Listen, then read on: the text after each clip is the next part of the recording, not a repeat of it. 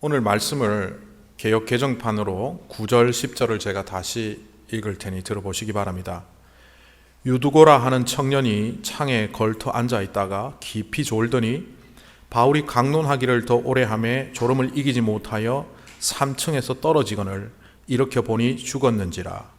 바울이 내려가서 그 위에 엎드려 그 몸을 안고 말하되 떠들지 말라, 생명이 그에게 있다 하고. 오늘 사도행전 20장에 나오는 오늘 말씀 속에 있는 에피소드에서 가장 강력한 것은 유도고란 사람이 말씀을 듣다가 창가에 걸터 앉아 있는 중에 졸음을 이기지 못하다가 떨어져 죽었다는 겁니다. 그것도 3층에서 떨어져 죽었습니다. 예배드리다가 어떤 사람이 절명을 했다 하면 아마 예배당은 난리가 났을 겁니다. 오늘 이 말씀 속에 등장하는 사람들도 난리가 났었습니다. 그래서 바울이 그 사람을 돌아보고 첫 번째 하는 말이 떠들지 마라, 소란하지 마라, 소동 일으키지 말라는 겁니다. 얼마나 사람들이 떠들었으면 그 얘기부터 하겠습니까? 그런 사람들에 비하여 바울의 태도는 어떤 의미에서는 너무나 냉정하고 너무나 차분하고, 이 사람은 도대체 사람인가 할 만큼 차분합니다. 바울이 내려가서 그 위에 엎드려 그 사람을 안고 말하기를 생명이 그에게 있다. 앞에 사람들이 내려가서 죽었다고 분명히 확인했음에도 불구하고 숨이 붙어 있다. 이 말은 숨의 흔적이 남아있다는 의미가 아닙니다. 죽은 것은 살이지만 이 죽은 사람에 하여 바울은 전혀 당황하지 않고 다른 각도로 보고 있다는 겁니다. 그리고 그 이후에도 올라가 떡을 떼며 오랫동안 날이 새기까지 다시 말씀을 전합니다. 평정심을 놓치지 않은 채 그 밤에 모든 할 일을 다 했다는 겁니다. 왜 똑같은 믿음을 가진 사람인데 어떤 사람은 그 불미스러운 사건이 일어났음에도 불구하고 평정심을 유지하고 살아가는 반면 바울처럼 말입니다. 또 어떤 사람들은 조그만 문제가 생기면 속된 말로 난리 법석을 부리고 소동을 일으키고 야단 법석을 하는 그런 삶을 살고 있을까요? 성공하는 사람과 성공하지 못하는 사람들을 분석한 책을 세상의 책 중에 제가 읽어본 적이 있습니다. 그 책에서 성공하는 사람들과 성공된 삶을 살지 못하는 사람들에게 차이가 있는데, 여러 가지 차이 중에 제 눈에 들어온 것은 실패 원인을 분석하는 태도였습니다. 성공하는 사람들이라고 해서 실패하지 않는 게 아닙니다. 작은 실패를 여러 번 거치고, 어떤 의미에서 성공한 사람들은 성공하지 못한 사람들보다 더 많은 실패를 합니다. 시도를 여러 번 하니까요. 그런데 이 실패 원인을 성공한 사람들은 자기에게서 찾더라는 겁니다. 반면 이 실패한 사람들, 성공하지 못한 삶을 사는 사람들은 실패도 많이 안 합니다. 두려워서 시도를 적게 하기 때문이죠. 그러다가 실패를 하면 그들은 늘 타인이나 상황이나 시대적 요인에게서 자기의 실패 원인을 찾는다는 거죠. 코비드 때문에 망한 것 같다. 혹은 사기꾼을 만나서 망한 것 같다. 누가 나를 도와주지 않아서 힘들어진 것 같다. 이렇게 분석한다는 겁니다. 우리가 흔히 하는 말 중에도 이런 말이 있죠. 잘 되면 내 탓, 못 되면 조상 탓. 이 세상의 구조가 사실 이렇게 돌아갑니다. 성공한 사람보다 성공하지 못한 사람들이 훨씬 더 많기 때문에 이 땅의 대다수의 사람들은 늘 난 탓하며 살아갑니다. 그러다 보니 이 세상은 늘 소란스럽습니다. 자기가 실패하고 잘못되고 어려움이 생기면 그것을 자기 안에서 조용히 살펴보기보다는 옆에 사람과 싸우고 다른 사람들을 질타하고 주변에 있는 사람들에게 원망하며 살아가기 때문입니다. 그렇다면 성경에서 우리 믿는 사람들에게는 어떻게 하라고 가르칩니까? 또 실제로 믿는 사람들은 어떻게 하며 살아가고 있습니까? 서울의 제법 큰 교회 목사님이 암이 걸렸어요. 그런데 이분이 오랫동안 이 병 걸린 사실을 교인들에게 숨겼습니다. 그러다가 나중에 숨길 수 없는 상황이 되어서 결국 교인들이 눈치를 채웠고 이 병이 알려졌습니다. 교인들은 의아했습니다. 목사님은 늘 교인한테 병이 걸리면 중보기도 제목으로 내어놓고 같이 기도하자고 했음에도 불구하고 왜 자신의 병은 저렇게 숨겼을까?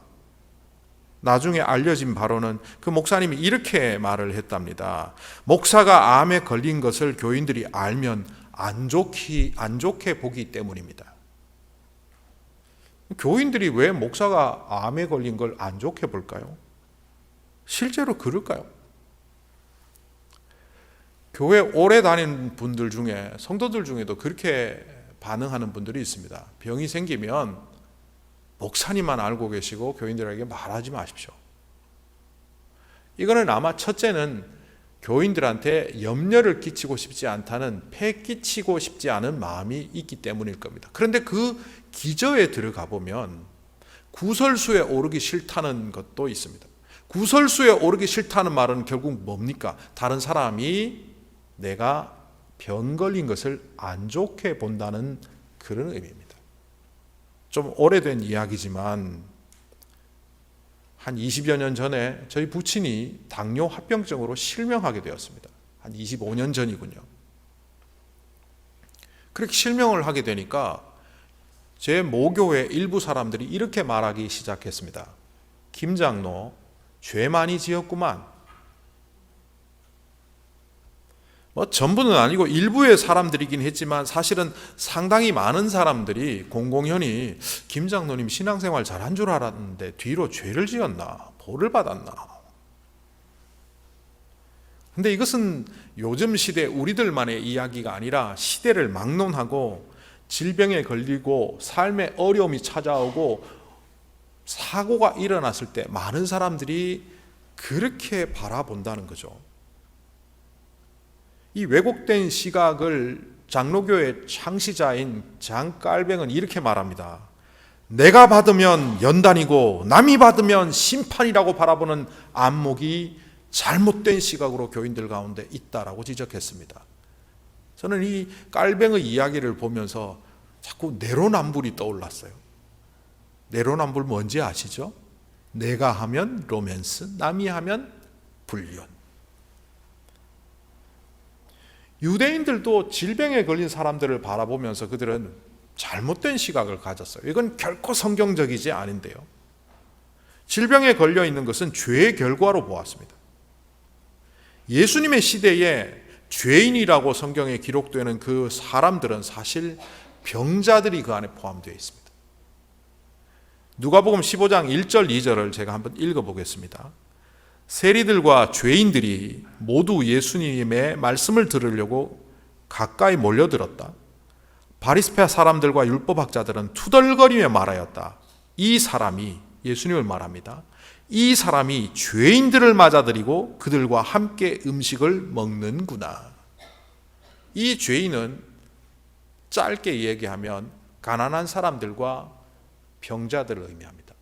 가난한 사람들은 돈이 없어서 재물을 못 드렸기 때문에 죄사함을 받지 못해서 죄가 누적되어 죄인이 된 거고, 병자들은 그 병이 죄의 결과로 보았기 때문에 병을 갖고 있는 것을 곧 죄인으로 보는 안목 때문에 세리와 죄인들이라고 표현하는 이 죄인들은 그 안에 병자들이 속해 있습니다.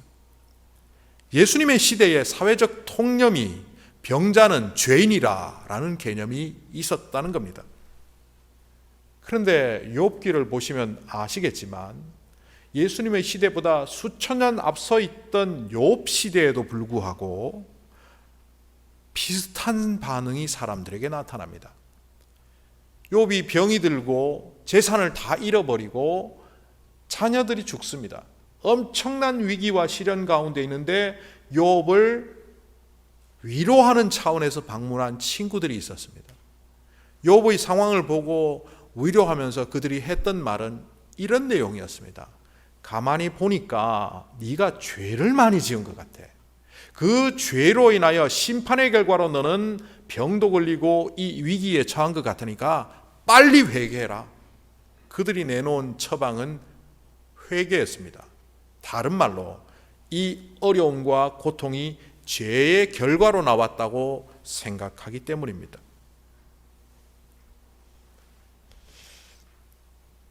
욥의 시대에도, 예수님의 시대에도, 우리의 시대에도 이런 일들이 왜 자꾸 일어날까요? 이거는 분명히 왜곡된 시각이고 성경적 시각이 아닌데도 불구하고 왜 우리 안에 자꾸 나타날까요? 한국 사람이면 다 알고 있는 인과응보라는 개념이 있습니다. 한국 사회 속에서는 거의 통념화되어 있습니다. 그런데 이거는 불교에서 온 개념입니다. 원인이 있으면 결과가 있고 뭔가를 했기 때문에 이런 결과가 나왔으니까 그 질병은 너 죄의 결과인 것 같아 라고 보는 것이 인과응보적 태도입니다. 다시 한번 말씀드리지만 이거는 불교에서 들어온 개념이고 절대로 기독교적 방식이 아닙니다. 하늘은 스스로 돕는 자를 돕는다는 이 서양 사람들이 정말 경구로 여기는 말이 있습니다. 제가 성경 공부 시간에 우스갯소리로 어떤 장로님이 하늘은 스스로 돕는 자를 돕는다고 성경에도 나와 있지만 라고 기도했다는 이야기를 했습니다. 그런데 실제로 어떤 장로님이 그렇게 기도했답니다. 하늘은 스스로 돕는 자를 돕는다는 뭡니까? 열심히 노력하고 애쓰는 자를 하늘이 돕는다. 이거는 계몽주의와 그리고 서구 과학주의의 결과로 빚어진 사회적 통념입니다. 그렇다면 이런 생각을 바탕하면 노력하지 않아 노숙자가 된 사람은 우리가 돌볼 필요가 없습니다. 저거 다 노력 안 해서 저렇게 거지 된 거야. 저거 인생을 저렇게 살면 불쌍한 거야. 그냥 내버려둬. 결코 기독교적이지 않은 이런 사고방식이 왜 우리 안에 들어와 있습니까? 인과응보를 통하여 노력과 결과의 산물이라는 이런 계몽주의적 경향을 통하여 우리는 마치 그것이 우리의 신앙이자 우리의 양심적인 생각인 것처럼 들어와 있는 거죠. 만약 그것이 미신으로 온 것이라면 우리는 금방 알아챌 수도 있습니다. 그런데도 불구하고 이런 것들이 들어와 있습니다.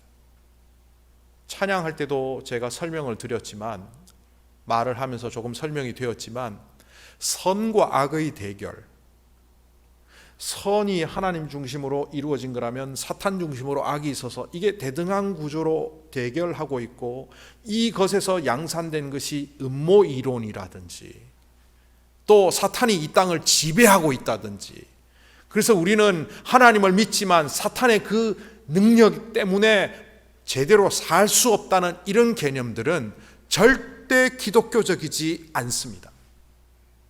이거는 뿌리를 찾아보면 조로아스트교 그리고 마니교에서 비롯된 겁니다.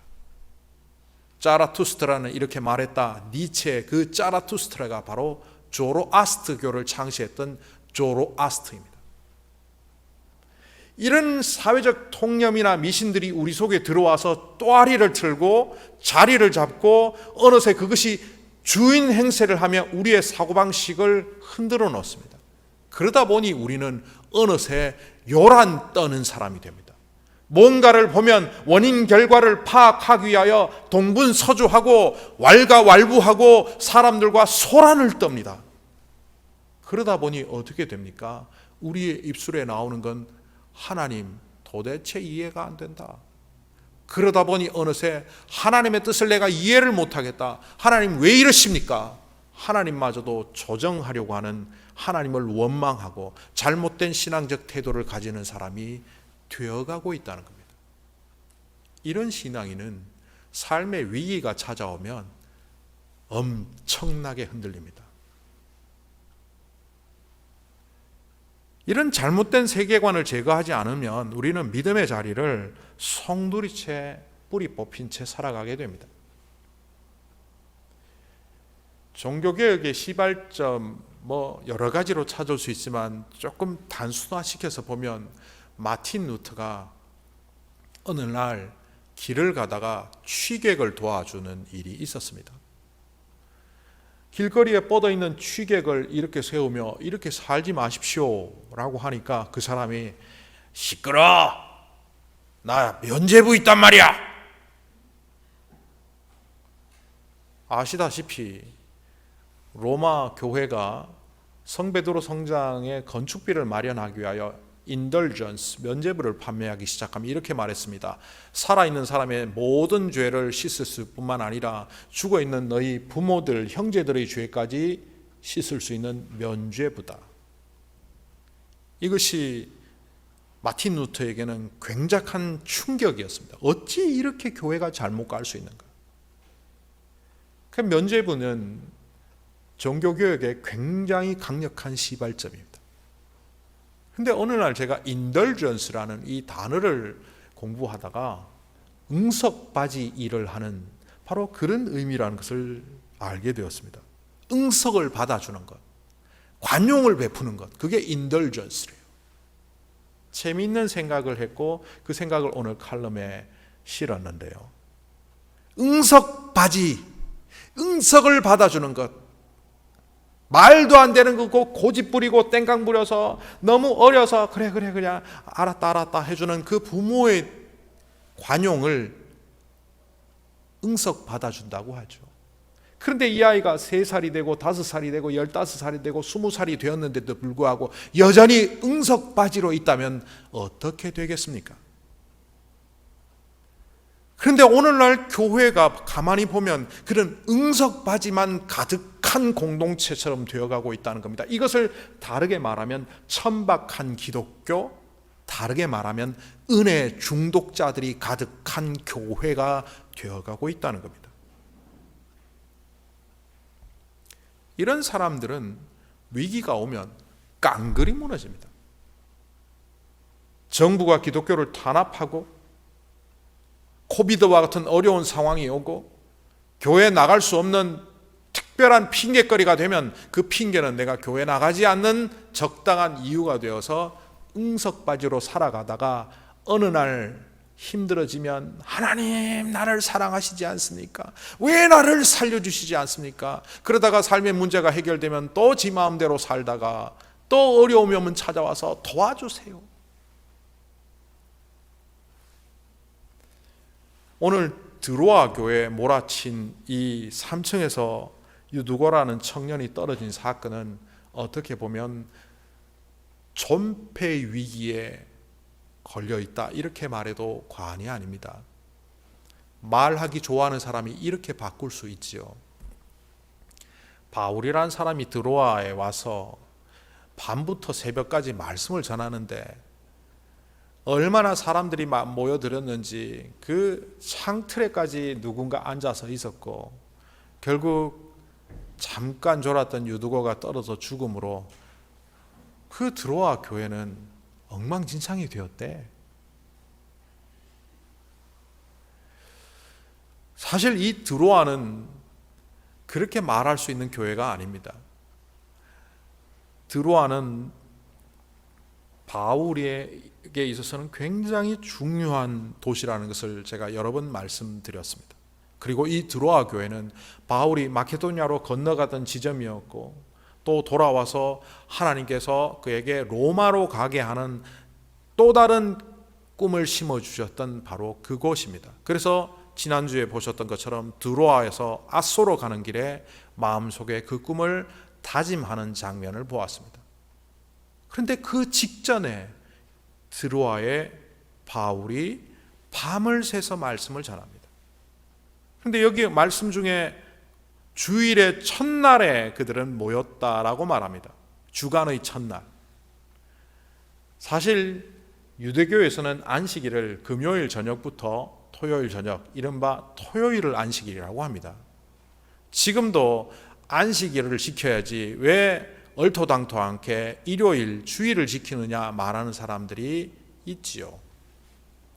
그런데 신약교회가, 초기 신약교회가 안식일이 아니라 점점 처음에는 안식일에 모였다가 주일로 옮겨가는 이야기가 성경에 나오는데 그 시작점이 원조가 어디냐? 바로 드로아 오늘 사도행전 20장 말씀역입니다. 다른 교회가 시작하기 전에 바로 드로아에서 처음 시작했던 주일 성수가 시작된 교회입니다. 그런데 그 교회에서 유두고가 죽었습니다. 보통 이 유두고 사건을 얘기할 때 제가 어릴 때부터 많이 들었던 설교는 유두고가 죽었지만 하나님께서 살려주셨다는 유두고 부활 사건에 초점을 맞춥니다. 그래서 부활했다는 것을 초점을 맞추고 나머지 이야기는 그냥 지나가 버립니다. 또 어떤 분들은 이렇게 말하기도 합니다. 설교 시간에 졸면 죽어요. 부흥사들이 와서 한 2시간, 3시간을 설교했습니다. 제가 어릴 때. 그러니까 눈이 가물가물 하려고 할 때마다 부흥사들이 제 어릴 때 설교 시간에 졸다가 죽은 사람을 기억하십시오. 와, 잠이 싹 달아났습니다. 제가 목소리를 흉내를 냈는데 죄송합니다. 그래서 유두고라는 사람은 제 어린 시절에 죽다가 부활한 사람이라는 기적적인 면과 두 번째는 좀 신앙 상태는 흐릿한 사람, 그래서 예배 시간에 설교 시간에 졸다가 죽은 사람,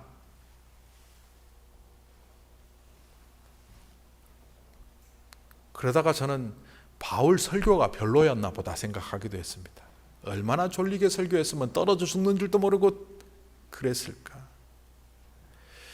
그런데 바울의 설교는 참 좋았지만 길었던 것은 사실인 것으로 보입니다. 짧은 시간 그곳에 많은 복음의 이야기를 하려고 하다 보니 길게 했던 것으로 보입니다. 그런데 유두고의 초점을 한번 맞춰보십시오. 유두고는 어떤 사람입니까? 왜 와서 졸았습니까? 졸려면 집에 가서 자지. 이 유두고의 이름은 그 당시에는 이름을 갖고 신분을 파악할 수 있는데 이 사람은 노예였던 것이 확실합니다. 그리고 노예 중에서도 하층민 노예였습니다. 인도의 캐스트 제도에 보면 보통 우리는 4계층이 있다고 생각하죠. 브라만, 크샤트리아, 바이샤, 수드라. 그런데 이 수드라 밑에 불가촉 천민이 수십, 수백 계층이 있습니다. 접촉하지 말아야 될 사람들, 너무너무 천한 사람들, 불가촉 천민입니다. 이 유두고의 이름으로 분석하는 한 학자의 연구 자료에 의하면 유두고는 당시에 불가촉 천민입니다. 그런데 이 사람을 신약교회는 형제로 받아들였고, 그런데 이 사람은 하루 종일 일하다 왔는데도 불구하고 말씀을 사모하여 그 자리에 앉아 있었다는 숨은 비밀이 있습니다. 육신이 피곤한지라 그는 졸았던 것으로 보입니다. 이 유두고의 죽음을 직면한 사람들은 떠들었지만, 소동을 일으켰지만 바울은 조용히 하라고 합니다. 제가 존경하는 목사님이 있습니다. 그 목사님이 강남에서 예배당 없이 교회를 개척해서 교회가 막 부흥해서 1부, 2부, 3부, 4부, 7시 반, 9시 반, 11시 반, 1시 반 이렇게 예배를 강남 YMC 회관에서 드리는 그때였습니다. 9시 반에 어린이 예배에 참석했던 그 집 둘째 아들이 난간에서 베란다 같은 데서 놀다가 떨어졌습니다. 제 기억으로는 아마 9시 반 예배를 마치고 11시 반이 시작하기 전 그 중간 시간이었습니다. 꽤 높았습니다. 보통 2층보다 더 높아서 마치 3층에 가깝습니다. 거의 3층 높이에서 떨어졌고 시멘트 바닥에 머리를 부딪히면서 응급실에 갔지만 뇌를 다친 결과 뇌 수술을 할 수밖에 없고 생사를 가늠할 수 없다라는 의사의 소견을 들었습니다. 그때 많은 장로님들과 교회 지도자들은 담임 목사인 그 아이의 아버지에게 3부 예배, 4부 예배는 다른 목사님들에게 맡기고 빨리 병원에 가시라고, 응급실 앞에 가서 기도하시라고 권면했습니다. 그때 그 목사님은 그렇게 말은 안 했지만 오늘 말씀대로라면, 말씀을 비추어서 제가 이렇게 만들어 보면 이렇게 말했습니다. 소란하지 마십시오. 소동하지 마십시오. 안 가겠습니다. 제가 이 예배 가운데 기도하면 하나님이 응답 안 하시고 응급실 앞에 가서 기도해야만 응답하시는 하나님이 아니지 않습니까? 제가 예배를 인도하는 것을 접고 그 응급실 앞에 가 있다고 해서 의사의 수술이 더 잘 된다는 보장도 없지 않습니까? 그렇다면 저는 제 할 일을 할 뿐, 그리고 제 할 일을 할 때 하나님은 역사하실 겁니다. 얼음인 줄 알았습니다. 사람이 어떻게 저렇게 냉정하지라고 말하는 사람도 있었지만 많은 사람들에게 그 사건은 은혜를 주었습니다. 그때 3부, 4부 그 예배 시간은 보통 때와 마찬가지로 설교하고 예배 인도가 되었지만 많은 성도들은 눈물을 흘리며 하나님께 기도하며 하나님을 만나는 시간이 되었습니다.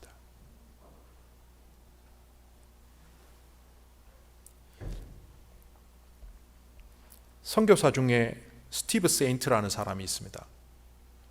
이 사람은 End of the Spear, 창끝이라는 그 소설과 또 영화의 근간이 되는 그 책의 원작자입니다. 스티브 세인트의 아버지는 그 유명한 네이트 세인트입니다. 아마존의 원주민들을 선교하기 위하여 갔다가 선교도 제대로 하지 못한 채 그들이 선교하려고 했던 원주민들의 창끝에 살해당한 아버지입니다. 그런데 그렇게 끝나지 않고 그 아들 때에 이르러서 이른바 스티브 세인트가 같은 지역에 들어가서 그 종족들을 전도해서 온 종족들이 주님께로 돌아오는 놀라운 이야기가 바로 창끝이라는 책에 나와 있는 이야기입니다. 그런데 이 스티브 세인트에게는 더 놀라운 이야기가 하나 있습니다. 어떻게 보면 슬픈 이야기입니다. 20대의 외동딸이 있었는데 이 외동딸이 선교여행을 갔다가 돌아왔습니다. 오랫동안 선교여행을 갔다가 돌아왔으니 친구들을 초청해서 뒷마당에서 파티를 열어주었습니다. 파티 중에 딸이 안으로 들어오더니만 아빠 머리가 너무 아파, 기도 좀 해줘. 머리에 손을 얹고 하나님 이 아이의 두통을 제거하여 주시옵소서라고 아빠의 기도가 채 끝나기도 전에 그 외동딸은 뇌출혈로 아빠의 품에서 세상을 떠났습니다. 어린 시절 아버지를 선교 현장에서 잃었고 그럼에도 불구하고 자신의 목숨을 걸고 선교 현장에 가서 놀라운 성과를 거두었고 딸마저도 선교에 헌신하게 해서 선교여행 갔다가 돌아왔는데 그 사랑하는 딸이 어이없이 그렇게 세상을 떠났습니다. 주변의 사람들은 어떻게 하나님이 그럴 수 있냐고, 어떻게 하나님이 스티브 세인트에게 이럴 수 있냐고 소동을 일으켰지만 스티브 세인트는 조용하라고 말했습니다. 우리의 좁은 소견으로 보면 이해할 수 없는 것이 하나님의 뜻이지만 하나님의 눈으로 우리를 들여다보면 모든 것이 답을 얻을 수 있다고 말을 했습니다.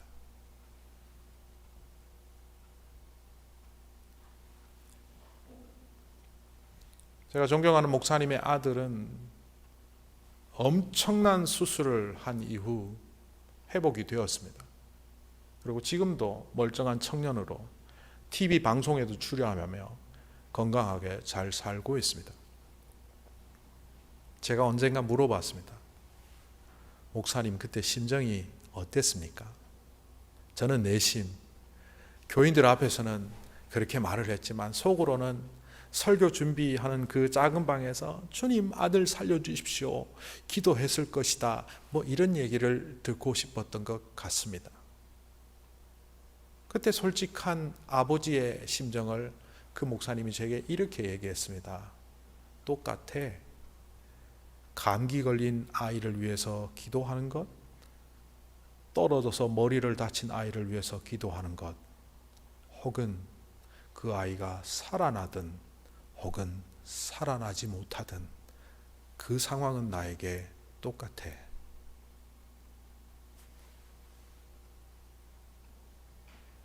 주님 앞에 잠잠하라. 그 잠잠한 속에서 우리는 주님의 뜻을 헤아릴 수 있기 때문입니다. 우리가 흔들리는 그 상황 속에서는 주님의 이야기가 들리지 않습니다. 우리가 소란하고 3층에 떨어진 그 사건을 주목하며 소리 지르며 원망하는 자리에서는 하나님의 역사하심의 방향도 파악할 수 없고 하나님이 우리를 어떻게 사용하시고자 하는지를 도대체 알 수가 없습니다.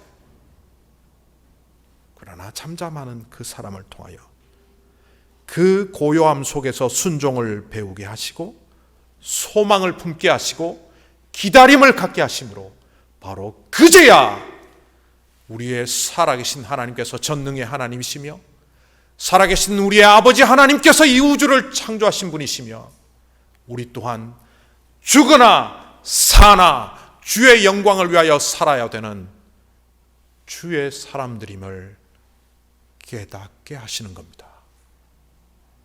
그럴 때 비로소 우리는 알게 됩니다. 이 생의 삶이 정말 귀하고 아름답지만 이것과는 비교할 수 없는 놀라운 생명이 우리에게 주어졌다는 사실을 말입니다. 그래서 눈에는 안 보이지만 손에는 잡히지 않지만 하나님은 우리를 놀라운 은혜의 자리로 이끌고 계신다는 것을 믿으며 주님 앞에서 3층에 떨어진 그 사람보다 하나님의 음성을 들으려고 했던 바울을 통하여 하나님은 역사하신 겁니다. 그 고요함이 하나님의 역사함 속에 들어가는 그 잠잠함이 저와 여러분 속에 있기를 간절히 소망합니다.